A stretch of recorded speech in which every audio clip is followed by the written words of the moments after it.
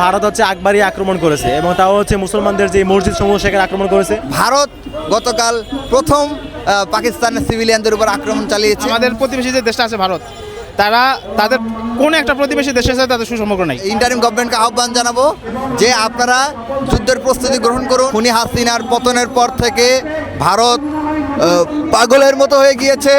তারা দক্ষিণ পূর্ব এশিয়ায় আর কোনো তাদের সেবা দাস কোনো রাষ্ট্র পাচ্ছে না। ভুটান তাদেরকে লাথি মেরে দিয়েছে, নেপাল তাদেরকে লাথি মেরে দিয়েছে, শ্রীলঙ্কা তাদেরকে লাথি মেরে দিয়েছে। তো সবগুলো দেশ তাদেরকে লাথি মেরে দেওয়ার কারণে তারা এখন পাগলের মতো হয়ে গিয়ে বাংলাদেশে কীভাবে অস্থিতিশীল করা যায় সেই চেষ্টা চালাচ্ছে। পাশের দুইটা দেশ যারা হচ্ছে পারমাণবিক শক্তিধর, ভারত পাকিস্তান উভয়েরই সক্ষমতা আছে একে অপরকে ধ্বংস করে দেওয়ার। সেক্ষেত্রে এরকম দিনের পরশক্তির মধ্যে যুদ্ধ লাগলে সেটা পার্শ্ববর্তী দেশ হিসেবে আমাদের জন্য কখনোই ভালো কিছু বয়ে আনবে বলে মনে করি না। এটা কখনোই আমাদের জন্য কল্যাণজনক না। সেক্ষেত্রে বাংলাদেশের একজন সাধারণ নাগরিক হিসেবে আমরা চাই যে অবিলম্বে এই যে ক্ষমতার প্রদর্শনী, এই যে যুদ্ধ, এটা বন্ধ হোক। এটা আসলে শুধুমাত্র বাংলাদেশ না, বাংলাদেশ, ভারত, পাকিস্তান সহ বিশ্বের প্রত্যেকটা রাষ্ট্রের জন্য হুমকি স্বরূপ। এটা আমরা কখনোই চাই না। প্রথমত আমাদের দেশ না, আমাদের পার্শ্ববর্তী দেশ। এর বাইরে কথা হচ্ছে দুটোই পারমাণবিক শক্তিধর দেশ। এক্ষেত্রে আসলে যুদ্ধ যারাই করুক ক্ষতির সম্মুখীন সবাইকেই হতে হবে। আর আমরা যদি বিগত কর্মকাণ্ড দেখি, আমরা দেখি ভারত হচ্ছে আকবরী আক্রমণ করেছে এবং তাও হচ্ছে মুসলমানদের যে মসজিদ সমূহ সেখানে আক্রমণ করেছে, নিরপরাধ মানুষকে হত্যা করেছে। সেক্ষেত্রে পাকিস্তান তার পাগলা জবাব হিসেবে আক্রমণ করেছে। তো আমরা আসলে এখানে কোনো পক্ষ নিচ্ছি না, আমরা চাই এই অবিলম্বে যুদ্ধ বন্ধ হোক। ভারত যেহেতু প্রথম আক্রমণ চালিয়েছে তাদের বিরুদ্ধে আমরা নিন্দা থাকতে পারে। এর বাইরে বাংলাদেশ সরকার উচিত হবে অবিলম্বে দুই দেশের মধ্যে যাতে যুদ্ধ বন্ধ হয় সেই ব্যবস্থা গ্রহণ করা, সেই উদ্যোগ গ্রহণ করা।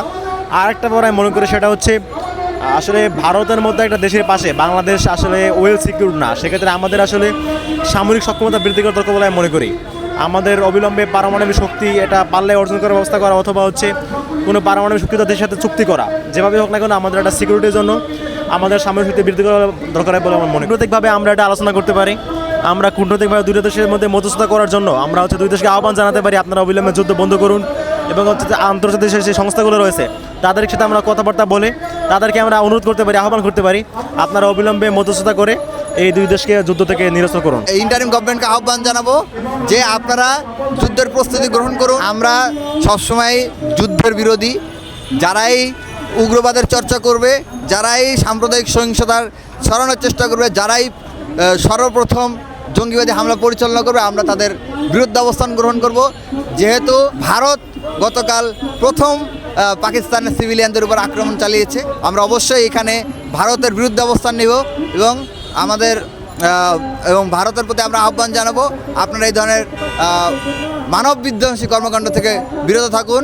এবং বাংলাদেশ গভর্নমেন্টকে আহ্বান জানাবো আপনারা আপনাদের সার্বিক প্রস্তুতি গ্রহণ করুন, কারণ এই যুদ্ধের দামামা যে কোনো মুহূর্তে বাংলাদেশেও ছড়িয়ে পড়তে পারে। বাংলাদেশের সর্বপ্রথম যে পরিস্থিতির প্রয়োজন সেটি হচ্ছে ঐক্য শক্তি। জুলাইতে আমরা একভাবে ঐক্য হয়েছিলাম, কিন্তু জুলাইয়ের পর সেই ঐক্যটা আমাদের বিনষ্ট হয়ে গিয়েছে। আমরা গভর্নমেন্টকে আহ্বান জানাবো আপনারা রাষ্ট্রীয় উদ্যোগ গ্রহণ করুন। সকল রাজনৈতিক দল সকল মতকে ঐক্যবদ্ধ করার ক্ষেত্রে আমরা আমাদের জায়গা থেকে ঐক্য করার চেষ্টা চালিয়ে যাচ্ছি। তো ঐক্য সর্বপ্রথম গুরুত্বপূর্ণ। আর দ্বিতীয়ত সামরিক এবং অন্যান্য যে বিষয়গুলো রয়েছে কূটনৈতিক, সেই বিষয়ে যথাযথ যে প্রস্তুতি প্রয়োজন সেই প্রস্তুতি গ্রহণ করতে হবে। প্রথমত যুদ্ধকে সমর্থন করার কোনো কারণ নেই, কারণ যুদ্ধ কখনো হ্যাঁ জীবনে শান্তি প্রতিষ্ঠার যুদ্ধের প্রয়োজন আছে, যুদ্ধ সবসময় করতে হয়, যুদ্ধ ছাড়া কোনো কিছু অর্জন হয় না। বাট তারপরেও যুদ্ধের ক্ষয়ক্ষতিটা প্রচুর। যদি আমরা চাই যে প্রতিবেশী দেশগুলোর মধ্যে শান্তি বজায় থাকুক, কিন্তু আসলে আমরা চাইলে তো সব কিছু হবে না। আপনি দেখতে পাচ্ছেন যে আমাদের প্রতিবেশী যে দেশটা আছে ভারত, তারা তাদের কোনো একটা প্রতিবেশী দেশের সাথে তাদের সুসম্পর্ক নাই। তারা সব জায়গায় অ্যাগ্রেসিভ মনে থাকে, তারা নেবে কিন্তু কিছু দেবে না। তারা আক্রমণ করলো 26 জন, এক এক নিউজে চ্যানেলে এক এক নিউজ দিচ্ছে, কোথাও বললো 26 জন, কোথাও বললো 9 জন এরকম মারা গেছে। তো যে মানুষগুলো মারা গেছে ভারতের কী অধিকার আছে মানুষগুলোকে হত্যা করার? তাদের তো অধিকার নেই। আসলে একটা মানুষ হত্যা করে সারা পৃথিবীর সমস্ত মানুষকে হত্যা করার মতো একই কাজ। তো এই যে অমানবিক কাজ তারা করছে, এখন এই যুদ্ধ যদি শুরু হয়ে যায়, আমরা যদিও চাই না সেটা, সেই ক্ষেত্রে এটার দায়ভার তাদের উপরেই যাবে।